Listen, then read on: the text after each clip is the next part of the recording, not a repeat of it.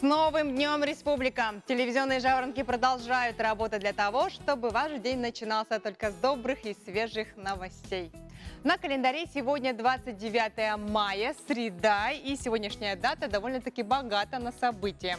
Так, сегодня отмечается Международный день миротворцев ООН, а в нашей стране сегодня День военного автомобилиста и День ветеранов таможенной службы.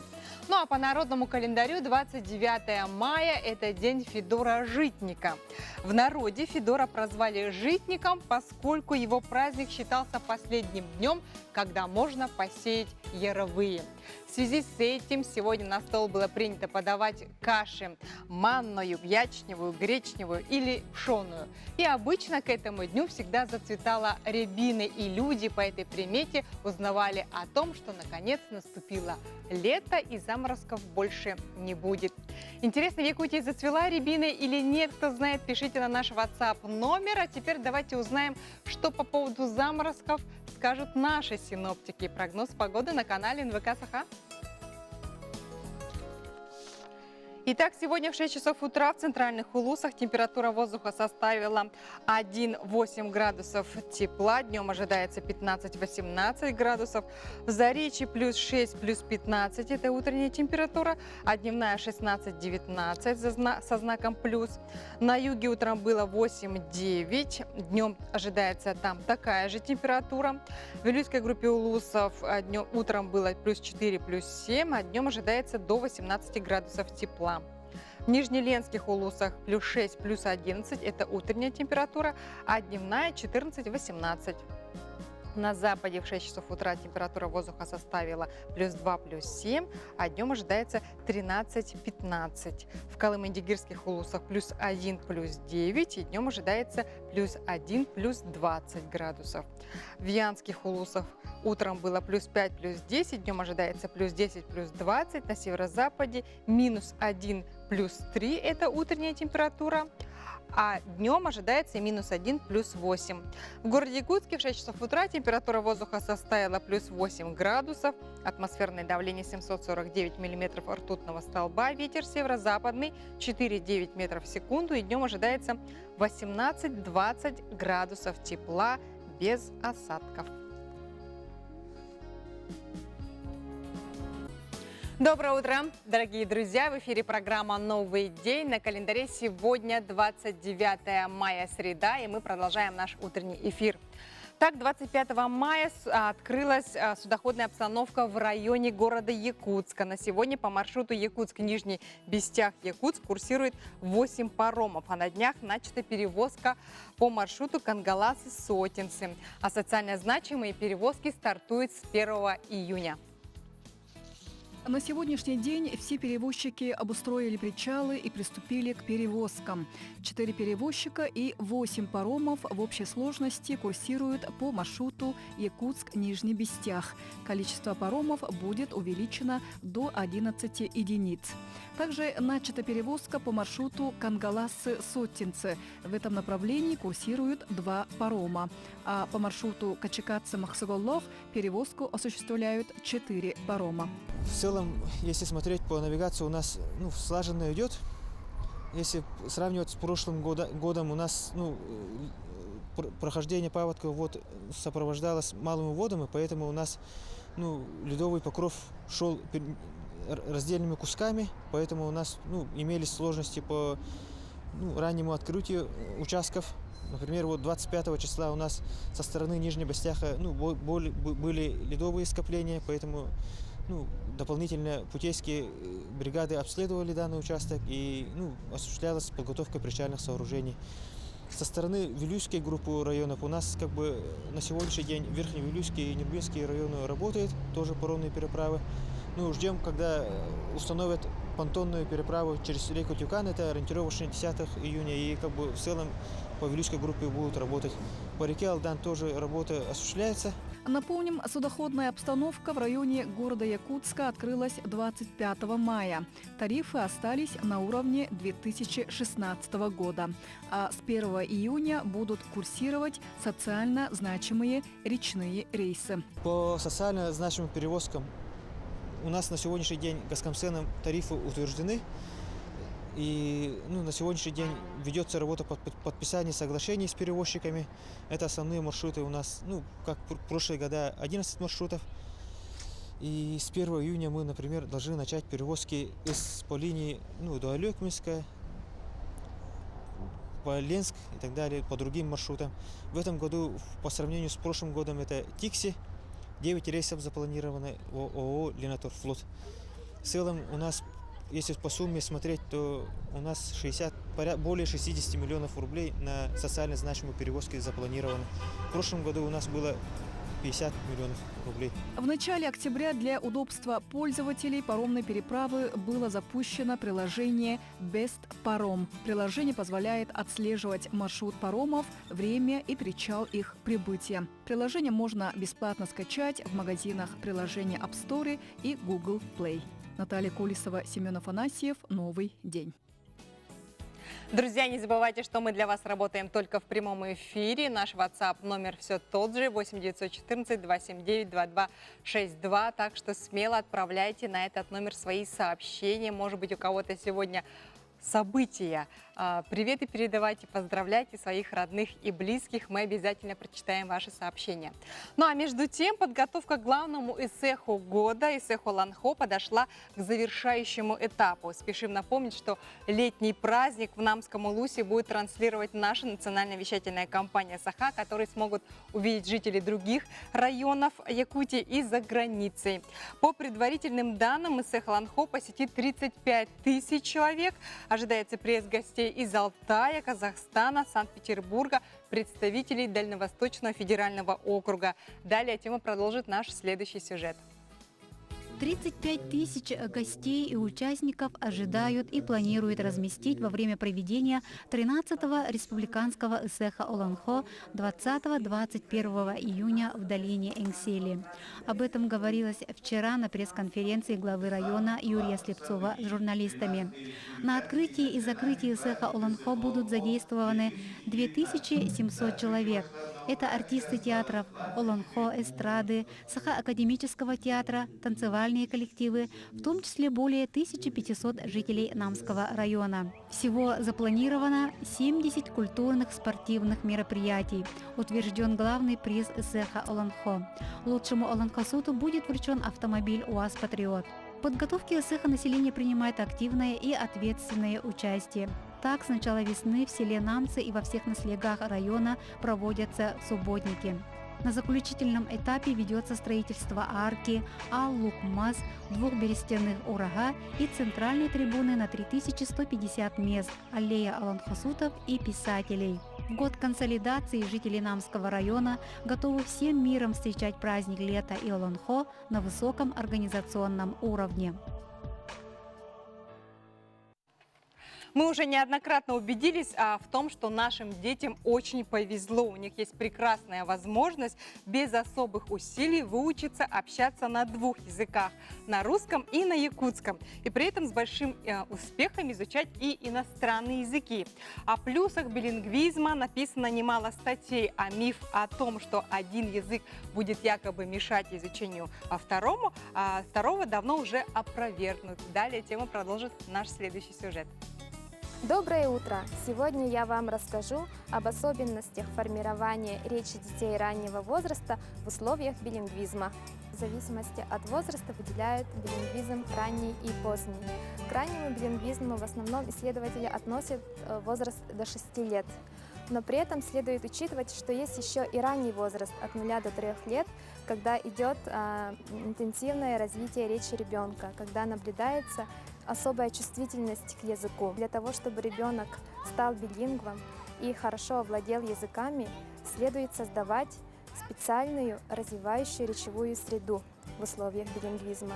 Первый вариант – это когда родители общаются с ребенком по принципу «один родитель, один язык». Второй вариант – это когда родители общаются с ребенком в зависимости от ситуации. То есть дома они общаются на одном языке, в дошкольном учреждении, образовательном учреждении ребенок общается на другом языке. Если же билингвизм будет развиваться стихийно, без контроля, без специальных условий, то ребенок будет путаться в грамматиках и правилах двух языков. И это приведет к задержке речевого развития. При задержке речевого развития все-таки лучше остановиться на одном языке и развивать речь ребенка на одном родном. Использовать различные методы стимуляции речи, активизации речи ребенка.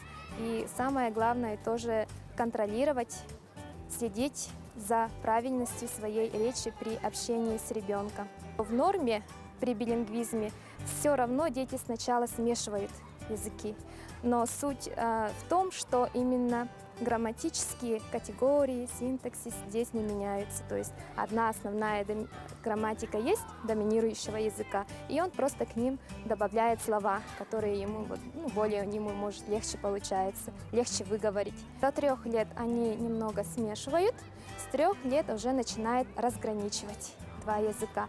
До 3 лет они осваивают как один язык.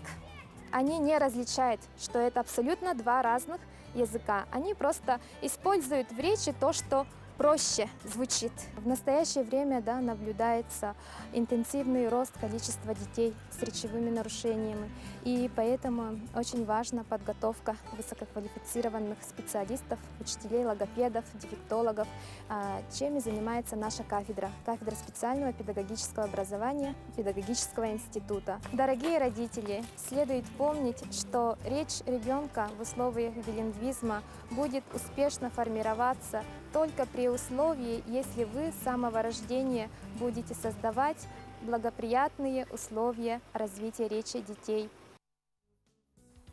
Дорогие друзья, я очень рада, что вы не забывайте, что мы работаем для вас в прямом эфире. Наш WhatsApp номер 8 914 279 2262. И к нам поступает сообщение, утренние такие позитивные сообщения. Так, абонент с последними цифрами 7413 пишет: «Доброе утро, наша любимая доченька Сардана. Отличного рабочего дня». И поцелуйчики шлет. Есть еще замечательное сообщение. Я думаю, что это от нашего постоянного телезрителя. Он пишет: «Безветренной и солнечной погоды тебе хочу сегодня пожелать. Пусть стороной обойдут невзгоды, ничто, чтоб не заставило страдать». И адресует это стихотворение Кати. Абонент с последними цифрами 9310. Очень заинтриговали вы нас, наш дорогой телезритель. Мы очень рады, что отправляете вы нам такие замечательные сообщения. Но мы продолжаем наш утренний эфир, и продолжает работу наша постоянная рубрика «Пусть мама придет». Сегодня мы хотим познакомить вас с Викторией, Алексеем и Дмитрием. Меня зовут Вика, мне 15 лет, учусь в 9 классе в 21 школе. Мечтаю я стать фотографом, и вообще мне все профессии нравятся. Вышиваю крестиком, занимаюсь спортом, бегаю легкой атлетикой. Вообще я разносторонний ребенок. Люблю выступать, рассказываю много стихов, много читаю. Меня зовут Леша, мне 11 лет, и я люблю заниматься футболом. В свободное время я делаю уроки, а после уроков я занимаюсь у тренера боксом, хожу в тренажерный зал качать мышцы. Мой любимый предмет в школе – это математика, потому что мы там решаем примеры, которые мне нравятся. Ты знаешь, зачем интересно? Да. А зачем? Чтобы найти семью. А ты бы хотел найти семью? Да. Чтобы мама с папой были добрые, не пили, не курили, чтобы не ссорились. И все. Вика опекает младшего брата, помогая ему во всем. Дети очень хотят жить в семье. Димочка у нас живет 3-й год, ему 10 лет. Мальчик очень веселый. Мы его зовем Солнышком. Когда он участвует в спортивных соревнованиях, команда, в которой он участвует, всегда побеждает. И они его называют талисманом. потому что Дима у нас очень любит спорт и очень активно занимается. Димочка, теперь ты о себе расскажи, пожалуйста. Я Дима, мне 10 лет. Я люблю заниматься, немного читаю, в кроссвордах там всяких занимаюсь, пазлы немного собираю, играю в всякие игрушки. Мой любимый предмет по школе – это чтение. Дим, а ты знаешь, для чего я тебя снимаю? Да, А для чего? чтобы попасть в семью. Хорошо, Дим, а ты бы хотел попасть? Да, А в какую семью? ну, в добрую. Мне не главное, чтобы там было хоть богатые, но хоть бы дети были. А чтобы детки другие были, да? Да, И чтобы все какие были, ты сказал? да, да. Добрые, да? Мы очень надеемся, что мечта Димы сбудется. Дима.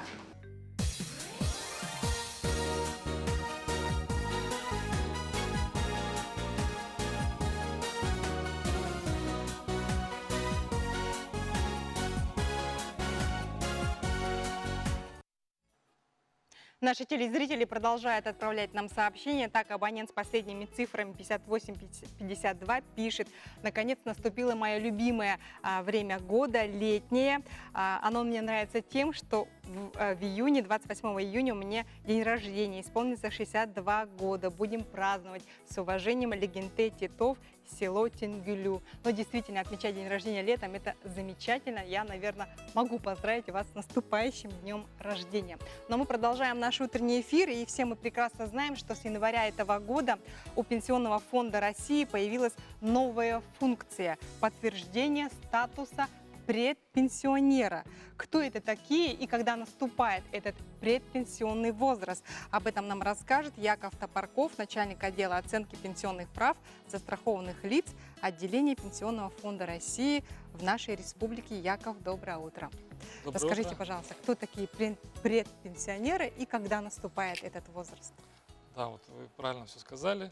Ну, немножко как бы начнем, да. С чего это началось? А началось все это с повышением возраста. То есть с января у нас повышается возраст поэтапно, в течение 5 лет возраст будет повышен на 5 лет. До мужчины 65 и женщины 60 лет, да. И чтобы это как-то снивелировать, с января предусмотрено такое понятие, как предпенсионный возраст. Да? То есть раньше был пенсионный возраст, сейчас с Нового года появилось новое такое понятие – предпенсионный возраст. То есть, получается, для женщин он наступает в 55 лет. Да, вот как такового четкого определения нет. Ну, предпенсионный возраст – это возраст, предшествующий 5 лет до пенсионного возраста. Вот простыми словами это так. И вот как вот здесь хочу добавить, что понятие есть свои определения в налоговом законодательстве, есть свои определения в законе о занятости и в Трудовом кодексе. Да, они немножко походят, но в налоговом законодательстве немножко отличия есть. И здесь вот, когда я говорю, что предпенсионный возраст – это 5 лет до пенсионного возраста, то в налоговом кодексе, да, вот такая отличительная черта. В налоговом кодексе предпенсионный возраст наступает, когда вы достигли старого пенсионного возраста, ну, простыми словами. То есть норма возраста, которая действовала на 31 декабря 2018 года, то есть старый пенсионный возраст. Как только вы достигли, по налоговому законодательству вы уже будете относиться к статусу предпенсионера. А что это вообще дает, вот этот статус? Какие-то льготы, может быть, вы упомянули налоговые? Как бы, сейчас вот про себя подумал, почему я как-то много рассказал про налоги, да, как бы не наше, не наше направление, но здесь по налоговые льготы, да, вот здесь это когда вы достигли старого пенсионного возраста, да, а возраст уже пенсионный, допустим, поднялся на 5 лет, а вы уже раньше, да, то есть вы уже можете пользоваться налоговыми льготами как по имущественным, транспортным налогам, земельным налогам, да, вот те льготы, которыми пользуются пенсионеры, они уже будут действовать для предпенсионеров. Ага. Вот такой А я интересный еще момент. читала, что в трудовом законодательстве тоже изменения появились. Нельзя уволить, там что-то вот такое вот тоже. Да, вот есть ответственность перед работодателем за увольнение вот по такой непопулярной статье, да, как И не взять на работу тоже. да, вот, и не взять на работу. То есть предусматривается ответственность работодателя. Ну, я думаю, что как бы сложно, да, вряд ли кто будет. А вообще как подтвердить вот статус предпенсионного возраста? вот, Статус предпенсионера? предпенсионера подтверждается так, несколько вариантов есть, да, несколько путей. То есть, в принципе, это человека не должно касаться. То есть, если это нужно работодателю подтвердить статус, да, то работодатель уже может сам обратиться в органы пенсионного фонда и запросить информацию, относится человек к предпенсионеру или нет, да. Если это налоговые органы, то налоговые органы имеют доступ к системе межведомственного электронного взаимодействия, то есть они сами запрашивают. Если это органы занятости, то они также автоматически сами запрашивают информацию у пенсионного фонда. В принципе, человека лишний раз дергать не нужно. То есть получается, что само физическое лицо, ему не нужно ходить куда-то? Да, если он обращается в государственную структуру, то они сами запрашивают. Да? Если это работодатель, то мы сейчас ведем работу с работодателями о заключении соглашений. Работодатели заключают соглашение с нами, мы по их запросам предоставляем им такую всю необходимую информацию. Но если это нужно человеку лично, да, то человек может лично к нам сам обратиться. И самое простое, это если вы как бы являетесь активным пользователем интернета, да, у вас все настроено, есть сайт пенсионного фонда, там тоже можно запросить такую информацию. Да. Вообще эта программа уже действует с начала этого года. Вот за этот период как много вообще вот подтвердили статус предпенсионера? Вот почти за 5 месяцев подтвердило чуть больше 3000, кто к нам обратился. Вот. Порядка 2000 обратилось работодателей к нам. Остальные как бы люди лично обратились. А вообще на сегодняшний день в Якутии как много вот людей вот в таком возрасте? Ну, вот я вот как говорю, это 5-летний период, да. Ну, если мы говорим делаем привязку к пенсионному возрасту, то есть сразу как бы простой путь расчета — это сколько мы назначаем пенсии, да. Ну, в среднем мы примерно 12 тысяч страховых пенсий по старости назначаем, то есть умножаем на 5 лет, получается, грубо говоря, 60 тысяч человек, да. То есть такой может быть объем, который обратится за подтверждением статуса, да. Но по факту вот обратилось всего пока 3000. Что ж, а я еще знаю, что между тем вот Комитет занятости нашей республики организует мероприятие по бесплатному обучению граждан предпенсионного возраста. Вы знаете, да, тоже об этом? Мы это знаем.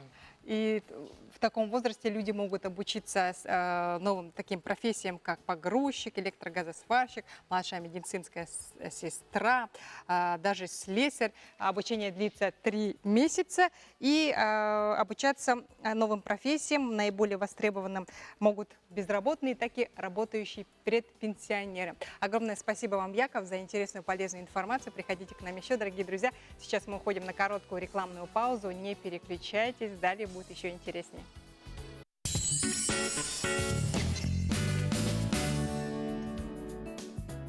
Итак, на календаре сегодня 29 мая, среда, и у выпускников нашей республики и страны в целом продолжается эпопея сдачи единого государственного экзамена. Сегодня ребята сдают математику базового и профильного уровня. Пожелаем им ни пуха, ни пера. А результаты по этому предмету можно будет узнать 11 июня. Согласитесь, что народные приметы и суеверия в этот период пользуются особой популярностью, ведь кроме тщательной подготовки очень многое зависит от удачи, и нужно постараться привлечь ее на свою сторону. Так, например, когда я училась в школе, перед экзаменом мне ни в коем случае нельзя было мыть волосы, надевать что-то новое, выносить мусор или что-либо шить. Интересно, нынешние выпускники верят в эти народные приметы или нет? Или они доверяют фэн-шую? Давайте узнаем из нашего следующего сюжета. Фэн-шуй – это древняя китайская практика организации пространства. Многие люди используют это учение в своей жизни, обустраивают квартиры по фэн-шуй, носят талисманы и используют фэн-шуй для денег. Но мало кто знает, какую первоначальную цель имело это учение и какие тайны оно хранит. Начнем с того, что фэн-шуй изначально являлся искусством украшения могил. Позже его стали использовать для постройки городов. Считалось, что правильно построенный город определяет могущество государства. Считается, что целое поколение военачальников и ведущих бизнесменов Тайваня воспользовались знанием мастеров фэншуй. Эти мастера бежали из-за тотального преследования учения фэншуй во время культурной революции из Китая и сумели сохранить драгоценные тексты. И вовсе не случайно, что Тайвань является продолжительное время одной из самых процветающих стран мира. Во всяком случае, Тайвань до сих пор самостоятельное государство, хотя от материкового гиганта его отделяет лишь пролив шириной 150 километров.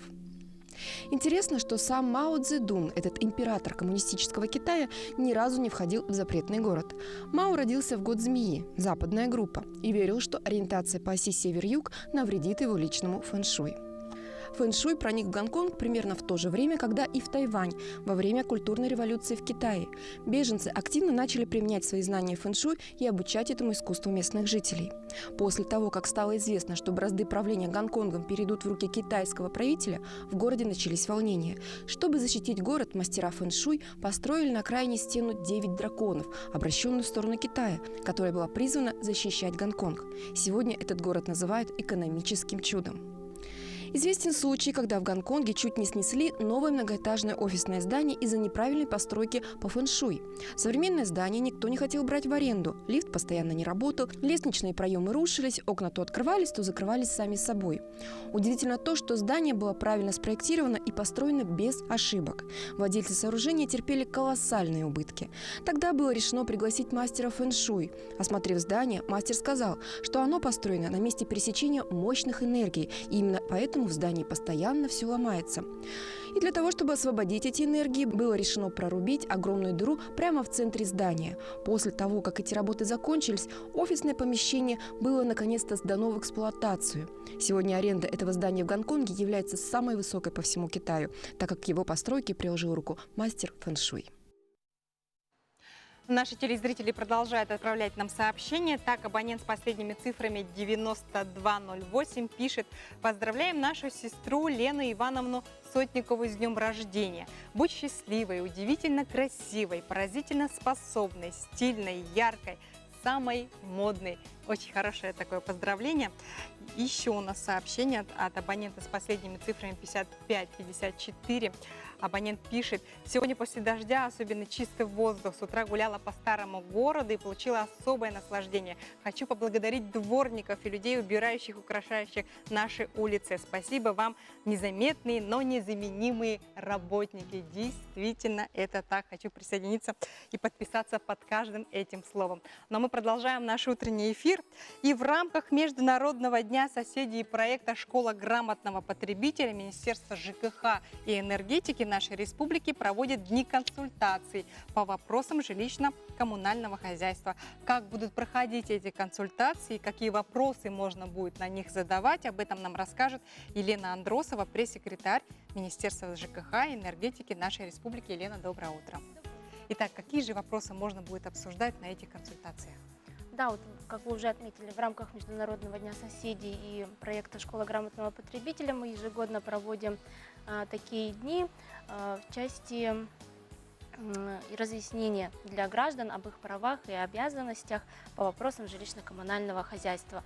Наши мероприятия начались со вчерашнего дня. И продлятся они до? Продлятся до пятницы. Ага, до конца недели. До конца недели. В какой форме вообще будут проходить эти консультации? Ну вот вчера мы провели прямой эфир на нашем аккаунте Instagram по вопросам капитального ремонта, куда мы пригласили специалистов фонда капитального ремонта. Также участвовали наши специалисты управления Госстройжилнадзора и агентства субсидий.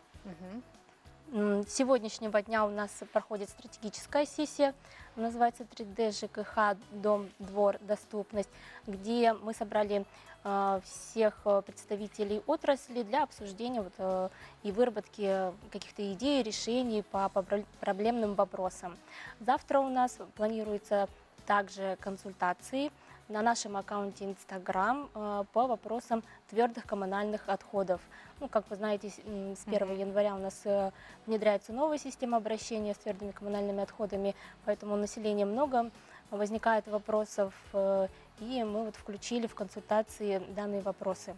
31 мая на площади Орджоникидзе мы уже вот в своей традиционной форме, которую мы проводим с 2016 года, будем проводить акцию по консультированию граждан День грамотного потребителя услуг ЖКХ, где будут собраны наши предприятия подведомственные, агентства субсидий, фонд капитального ремонта, а также предприятия коммунального комплекса, Якутскэнерго, Энергосбыт, Водоканал, расчетно-биллинговый центр, ЕПК платежи, где население, получается, в одном месте смогут получить комплексную консультацию по всем интересующимся вопросам. Но это уже будет реальная встреча, да? Это уже, да, реальная встреча. Может любой подойти, у нас там будут стоять палаточки возле Сахатеатра, и все желающие могут проконсультироваться. Давайте напомним, это будет когда? 31 мая на площади Орджоникидзе с 11 до 3. Ага.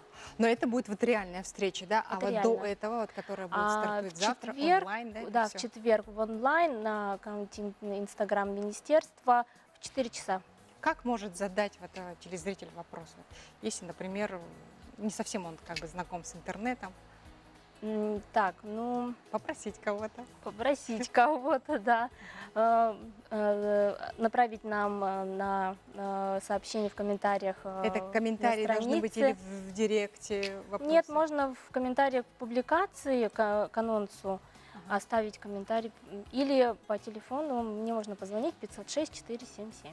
А, по телефону вы тоже вопросы принимаете, да? 506-477, это мой телефон, я могу принять ваш вопрос заранее и задать уже специалистам, которые вот эти вот консультации, который год, вот в который раз вы уже проводите?